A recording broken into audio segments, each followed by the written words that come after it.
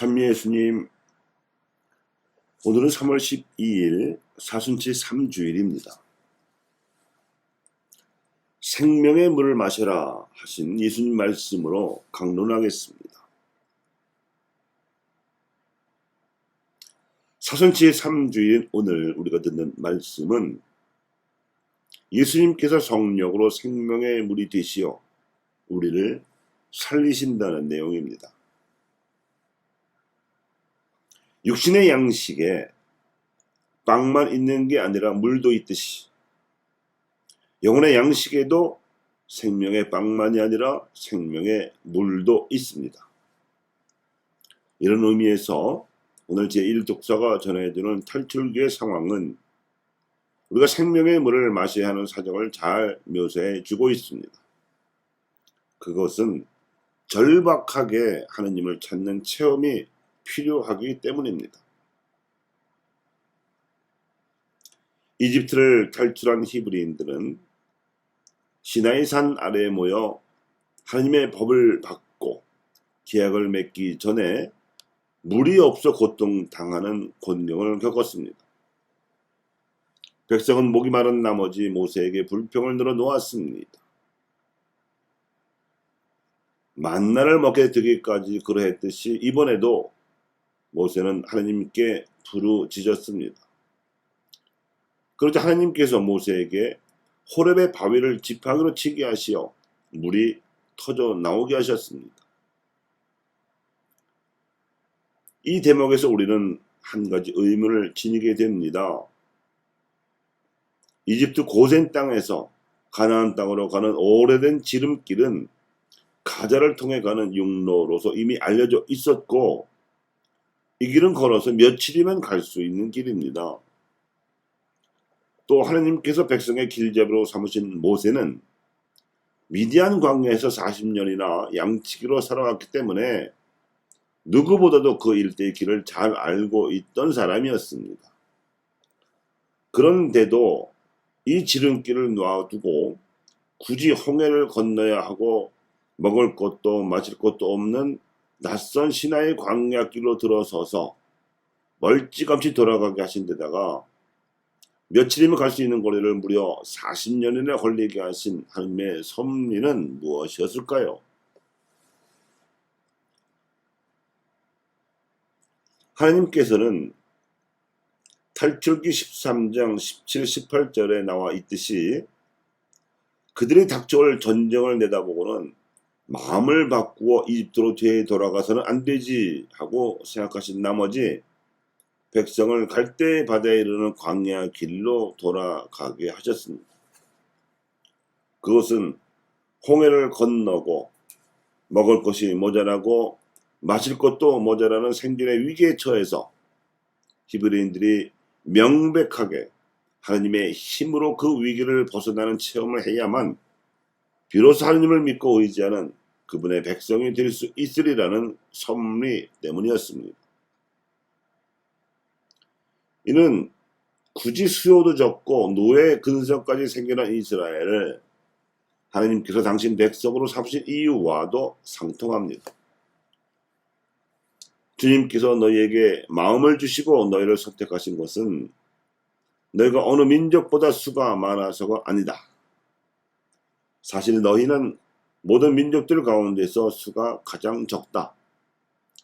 그런데도 주님께서는 너희를 사랑하시어 너희 조상들에게 하신 맹세를 지키시려고 강한 손으로 너희를 이끌어내셔서 정살이 하던 집 이집트 임금 파라오의 손에서 너희를 구해내셨다.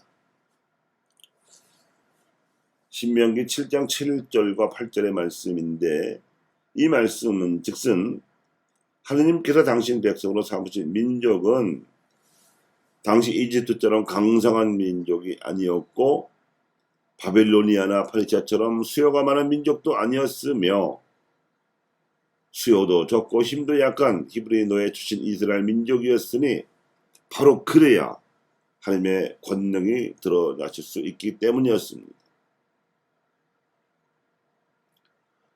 그렇기 때문에 히브리인들은 하느님 백성이 되는 계약을 체결하기 전에 왜 하느님을 믿어야 하는지 깨우쳐야 했고 또 어떤 마음가짐으로 하나님을 믿어야 하는지를 배워야 했습니다.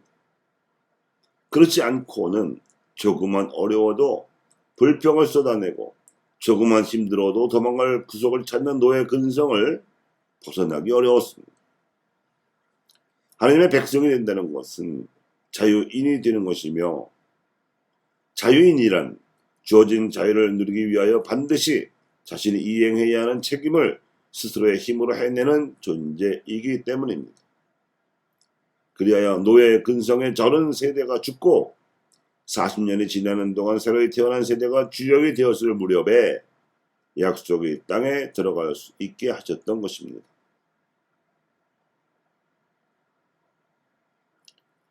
지리적으로 가깝고 편리한 길을 두고 선교적 이유로 더 멀고 힘든 길을 간 경우는 복음에서도 나옵니다. 이미 요르단 강가로 가셔서 사람들에게 제자들을 통해 세례를 주신 예수님께서는 북쪽으로 조금만 더 가면 고향 땅 갈릴리아 지방으로 귀환하실 수 있기 때문에 굳이 사마리아 지방으로 우회하실 필요가 없었습니다. 그런데도 굳이 예수님께서 야곱의 우물이 있던 시카르를 들르시느라고 사마리아 지방을 가신 이유는 구원에 있어서 유다인들로부터 소외되어야 했던 특별한 내력을 간직한 사마리아 지방과 그 주민들에 대한 연민과 복음화 열망 때문이었습니다. 역사적으로 북이스라엘 왕국의 수도가 자리잡고 있었던 사마리아의 주민들은 비극적인 운명을 겪어야 했습니다. 아시리아인들을 북이스라엘 왕국의 수도가 있었던 사마리아로 강제 이주시켜서 통혼 정책을 펴는 한편 아시리아의 종교 관습을 강요했기 때문입니다. 본의 아니게 사마리아인들은 혈통으로도 순수성을 잃어버렸을 뿐만 아니라 종교적으로도 우상 숭배에 물들도록 강요를 받았습니다.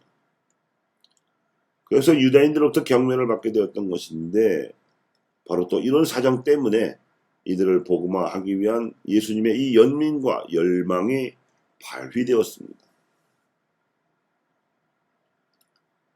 야곱의 우물에 도착하신 예수님께서는 먼 길에 지치신 나머지 마침 이 우물에서 만나신 사마리아 여자에게 물을 청하셨습니다. 그런데 생면부지의 유다인 남자가 우물을 청하자 사마리아 여자는 유다인과 사마리아인이 서로 상종하지도 않아온 역사적 현실을 들어 거절했습니다. 그러자 예수님께서는 우물물이 아니라 영혼의 생수를, 게다가 마셔도 다시 목마를 수 있는 보통의 물이 아니라 한 번 마시면 다시는 목마르지 않게 되는 생명의 물을 줄 수 있는 존재가 바로 당신이심을 밝히셨습니다. 그제서야 사마리아 여자는 마음이 열려서 예수님의 말씀에 주목하게 되고 드디어 그 생수를 예수님께 청하게 되었습니다. 그리고는 사마리아인들이 숙명적으로 짊어지고 있었던 예배 문제를 꺼내어 놓았습니다. 유다인들의 혈통으로도 종교적으로도 혼혈이 되어버린 사마리아인들이 예루살렘 성전에 와서 제사를 드리지 못하도록 금지해 왔었기 때문입니다.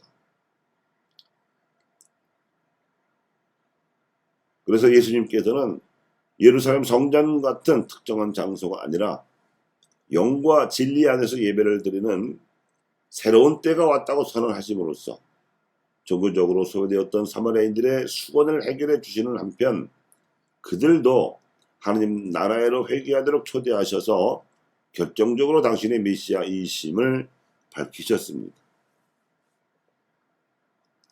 이 말씀을 들은 사마리아 여자는 물동이를 버려두고 고을로 가서 고을 사람들에게 예수님을 전하기 시작했습니다. 사도가 된 것이지요. 이 사마리아 여자가 사도가 된 이 이야기는 강대국 아시리아 통치자들이 사악한 의도로 약소민들에게 가한 수직폭력의 구조 위에서 피해자들이 저급한 분노로 더 약한 이들에게 가하는 수평폭력이 펼쳐지는 역사적 그늘에 어떻게 하나님의 빛을 비출 수 있는지를 보여주는 모범 사례라고 볼 수 있습니다. 오늘 제2 독서에서 사도 바오로가 로마 공동체 교우들에게 권고한 말씀대로 믿음으로 의롭게 된 우리는 우리가 생명의 빵으로 먹고 생명의 물로 마시는 예수 그리스도를 통하여 하나님과 더불어 평화를 누리게 될 것입니다. 교우 여러분, 사마리아와 유다의 관계 이상으로 꼬이고 꼬인 복잡한 매듭이 한 민족에게도 있습니다. 100년 전 강제 합병과 식민 통치를 자행한 일본의 책임 문제를 비롯해서 70여 년 전 6.25 전쟁을 일으켜 남침한 북한의 책임 문제, 해방 직후 전범국 일본 대신에 남북한을 갈라놓았으며 전쟁 때 임시로 맡겼던 군사 주권을 지금까지도 반환하지 않고 있는 미국의 책임 문제 등 남북 간은 물론 한일 간이나 한미 간에도 풀어야 할 매듭은 만만치 않습니다. 그러나 국제 정세의 냉엄한 현실은 부당한 잘못을 저지른 가해자가 피해자에게 사과를 하는 산술적 방식으로만은 풀리지 않음을 보여줍니다. 그랬다면 벌써 풀리고도 남았을 세월이 흘렀습니다. 한반도의 평화 문제는 고차 방정식처럼 얽히고 설킨 실타래 와도 같습니다. 결자 해지라는 말에 따라서 가해자가 풀어야 하겠지만 그걸 기다렸다가는 아무리 세월이 흘러도 영영 매듭을 풀지 못할 것 같은 예상이 들기 때문에 차라리 피해자가 나서서 매듭을 푸는 것이 수월해 보입니다. 한국 교회를 찾아오셔서 충고해 주신 두 분 교황의 메시지가 그러했습니다. 이는 천주교 신자들이 부당하게 당했던 100년 박해의 문제도 역시 마찬가지입니다. 가해자였던 정치 세력은 양심의 가책도 느끼지 않고 있을 뿐만 아니라 더군다나 사과할 생각은 조금도 없어 보입니다. 피해를 당한 희생자의 입장에서 보면 박해도, 일제강점도, 강제 분단도, 전쟁도 모조리 다 억울하기 짝이 없는 일이었습니다. 왜 우리 민족이 이렇게 연이어서 고난을 당해야만 하는 것일까요? 혹시 시나이 광야에서 지름길을 놓아두고 홍해를 건너서 광야를 가는 동안에 당신을 절박하게 찾게 하신 것처럼 하나님께서 우리 민족에게도 하나님을 찾게 하시려는 섭리는 아닐는지요. 여기서 우리는 굳이 사마리아 지방으로 돌아감으로써 한 여인을 만나 사마리아 사람들의 복음화를 위한 단초를 마련하신 예수님처럼 민족이 마주하고 있는 이 역사의 매듭을 풀어야 한다는 역사적 당면 과제를 의식하지 않을 수 없습니다. 목마른 사람이 샘물 파는 심정으로 결국 피해자가 힘을 길러서 역사의 빚을 받아내어야 할 판인데 이 힘은 군사력이나 경제력 같은 하드파워, 즉 물리적인 힘만이 아닙니다. 국제사회에서 책임을 다함으로써 자유를 행사하는 국가 집단으로 성숙하는 국가의 외교력과 국가 운영에 있어서 나라의 주권자로서 맡가진 책임을 다하는 국민의 정치력도 반드시 필요한 힘입니다. 또한 이를 위해서도 그 옛날 이스라엘 백성이 시나이 사막에서 체험했듯이 명백하게 하나님의 힘으로 민족의 위기를 벗어나는 집단 체험, 즉 역사적인 신앙의 힘도 우리에게 꼭 필요합니다. 이러한 소프트 파워가 발휘되자면 사마리아로 찾아가신 예수님처럼 먼저 움직여야 할 우리 교회와 신앙인들이 의식해야 할 책임감과 이를 바탕으로 동족들에게 증거해야 할 역사의식이 필요한데 이 책임감과 역사의식이 우리가 마셔야 할 생명의 물이요 성령의 선물이라고 보입니다. 오늘 복음 환호성으로 마치겠습니다. 주님, 당신은 참으로 세상의 구원자이시니 우리에게 영원히 목마르지 않을 생명의 물을 주소서. 아멘.